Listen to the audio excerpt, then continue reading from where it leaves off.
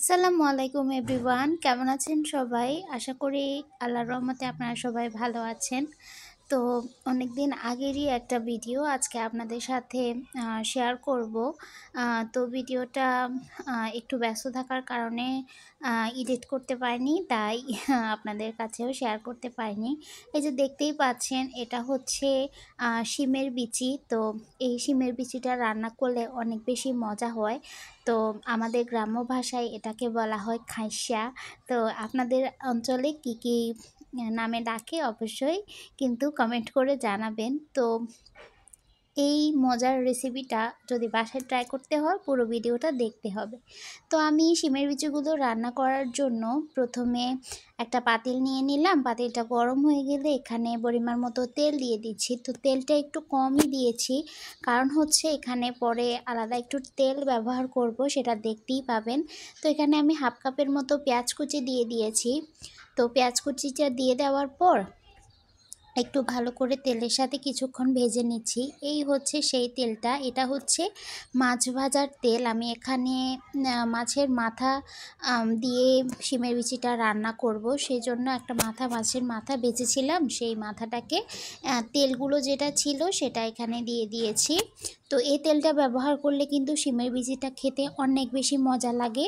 তারপর এখানে ৫-৬টার মতো কাঁচামরিচ একটু ফালি করে দিয়ে দিয়েছি। দিয়ে কিছুক্ষণ নেড়ে চেড়ে একটা টমেটো দিয়ে দিয়েছি, পাকা টমেটো।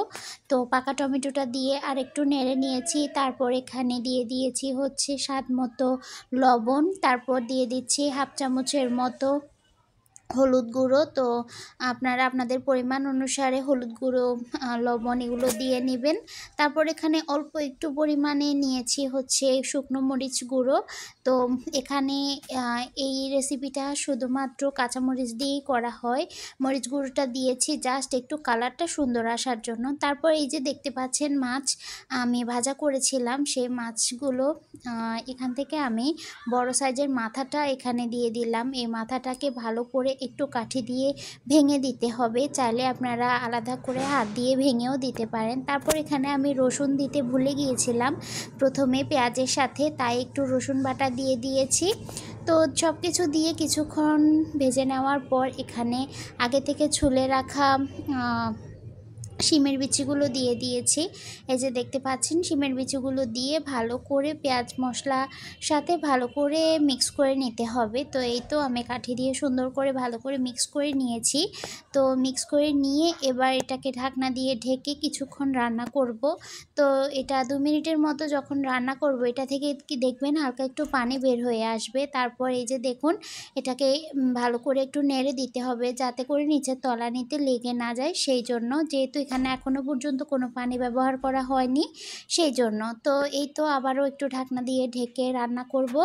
1-2 মিনিট পর পর ঢাকনা খুলে অবশ্যই এটাকে নেড়ে দিতে হবে। তারপর আমি অল্প একটু পানি দিয়ে দিচ্ছি যাতে করে শিমের বিচিগুলো ভালো করে একটু সেদ্ধ হয়ে যায়। হালকা 60% মতো সেদ্ধ হয়ে গেলে তাহলে আর যখন বেগুন অ্যাড করব এটাতে, বেগুনগুলো ওভারকুক হয়ে যাবে না, সেই জন্য। তো এই বিচিটা তো সেদ্ধ হতে একটু সময় লাগে, তো সেই জন্য হালকা একটু পানি দিয়ে নিলাম। তো এই তো আমি পানি দিয়ে কিছুক্ষণ ঢাকনা দিয়ে ঢেকে এটাকে ভালো করে একটু সেদ্ধ করে নিলাম। তারপর এখানে দেখুন ছোট ছোট কিউব কিউব করে আমি বেগুন কেটে রেখেছি। তো বেগুনগুলো দিয়ে এবার বিচির সাথে ভালো করে মিক্স করে নিতে হবে। তো এই তো দেখুন আমি ভালো করে মিক্স করে নিয়েছি। তারপর ঢাকনা দিয়ে ঢেকে একটু বেগুনটা নরম হওয়া পর্যন্ত অপেক্ষা করব। তারপর এখানে পানি দিয়ে দিব। তো এই তো দেখুন আমি এখানে গরম পানি দিয়ে দিচ্ছি। তো গরম পানি দিয়ে ভালো করে আবার একটু নেড়ে দিচ্ছি। এ পর্যায়ে দেখবেন বেগুনগুলো কিছুক্ষণ ভাসা ভাসা হয়ে থাকবে। তো ঢাকনা দিয়ে ঢেকে কিছুক্ষণ রান্না করার পর ঢাকনাটা খুলে দিবেন, দেখবেন যে বেগুনগুলো একদম সুন্দরভাবে নরম হয়ে যাবে। তারপর এখানে পেঁয়াজ পাতা দিয়ে দিচ্ছি। এখন যেহেতু পেঁয়াজ পাতার সিজন, তো সেই জন্য আপনারা চাইলে কিন্তু দিতেই পারেন। তো এই তো আমার রান্না কিন্তু শেষ হয়েই এসেছে। তো সবশেষে আমি এখানে ধনিয়া পাতা দিয়ে দিচ্ছি। তো এই যে রান্নাতে ধনিয়া পাতা দিলে কিন্তু আমার কাছে বেশ মজাই লাগে। তো আমি একটু নেড়ে দিচ্ছিলাম শিমের বিচিগুলোকে। তো এই পর্যায়ে একটু নেড়ে দিতে হয় যেন সব শেষে তো লেগে যায়। তো এই যে আমি বাগার দেওয়ার জন্য এখানে রসুনটাকে তেল দিয়ে বাগার দিয়ে দিচ্ছি। তো এই তো আমি ঢাকনা দিয়ে ঢেকে দিয়েছিলাম কিছুক্ষণের জন্য। আর এই যে বাগারের তেলটাও হয়ে গিয়েছে, তো বাগার দিয়ে দিলাম রসুন দিয়ে, তো একটু নেড়ে দিচ্ছি। তো এই তো মজাদার একটা খাবার রেডি, খুব সহজে। দেখেন শিমের বিচিগুলো কিন্তু একদম আস্ত আস্ত রয়েছে, একটা শিমের বিচিও কিন্তু ভেঙে যায়নি।